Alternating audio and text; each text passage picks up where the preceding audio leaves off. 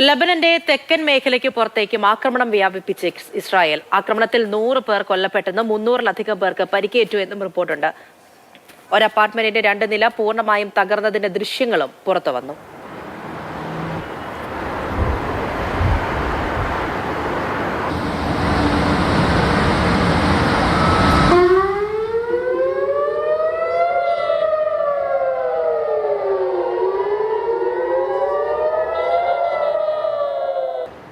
International ഡെസ്കിൽ നിന്നും അഖില CP വിവരങ്ങളുമായി ചേരുന്നുണ്ട്. അഖില, ഗുഡ് മോർണിംഗ്. ഇതിപ്പോൾ കാര്യങ്ങൾ അതിരൂക്ഷമായി പോകുന്ന ഒരു സാഹചര്യമാണല്ലോ, എന്താണ് അറിയുന്നത്?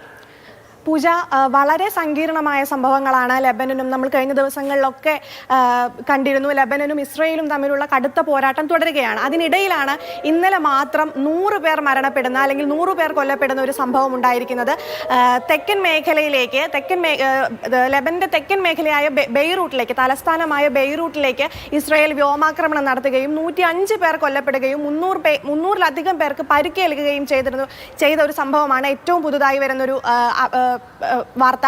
അതായത് കോല മേഖലയിൽ, ബെയ്റൂട്ടിലെ കോല മേഖലയിൽ നിരവധി ആളുകൾ ബസ് കാത്തു നിൽക്കുകയും ടാക്സി കാത്തു നിൽക്കുകയും ചെയ്തിരുന്ന മേഖലയിലേക്കാണ് വ്യോമാക്രമണം പ്രധാനമായും നടത്തിയിരുന്നത്. അപ്പോൾ ഈ വ്യോമാക്രമണവുമായി ബന്ധപ്പെട്ട് ജനങ്ങളിലേക്ക് ചെന്ന് പതിക്കുമ്പോൾ അവർ ഓടുന്ന ദൃശ്യങ്ങളൊക്കെ പുറത്തു വന്നിട്ടുണ്ട്.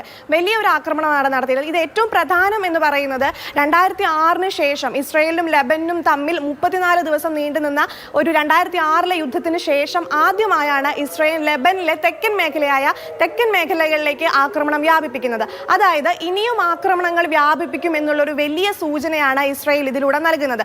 മാത്രമല്ല, ഹൂത്തീസിനെ ലക്ഷ്യമിട്ടും ആക്രമണങ്ങൾ നടന്നിട്ടുണ്ട്.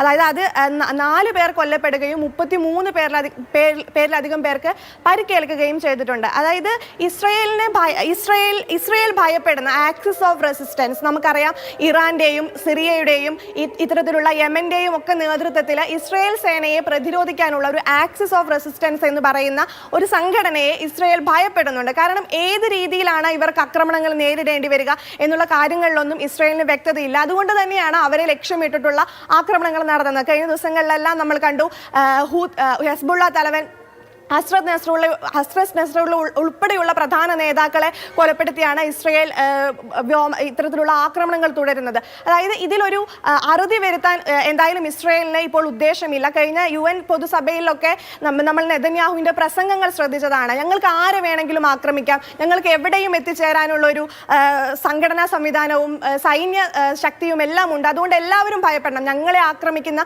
എല്ലാവരും ഇതിനോടകം ഭയപ്പെടണം എന്നുള്ളൊരു വ്യക്തമായ സൂചന UN പൊതുസഭയിൽ, അതായത് UN പൊതുസഭ ഒരു യുദ്ധ ആഹ്വാനത്തിനുള്ള ഒരു വേദിയാക്കി മാറ്റുകയായിരുന്നു നെതന്യാഹു. അതുകൊണ്ട് തന്നെ ഇനി പശ്ചിമേഷ്യയിൽ കൂടുതൽ സംഘർഷങ്ങൾ വരുമെന്നാണ് പ്രതീക്ഷിക്കുന്നത്. തീർച്ചയായും. അഖില CP ആണ് വിവരങ്ങൾ നൽകിയത്.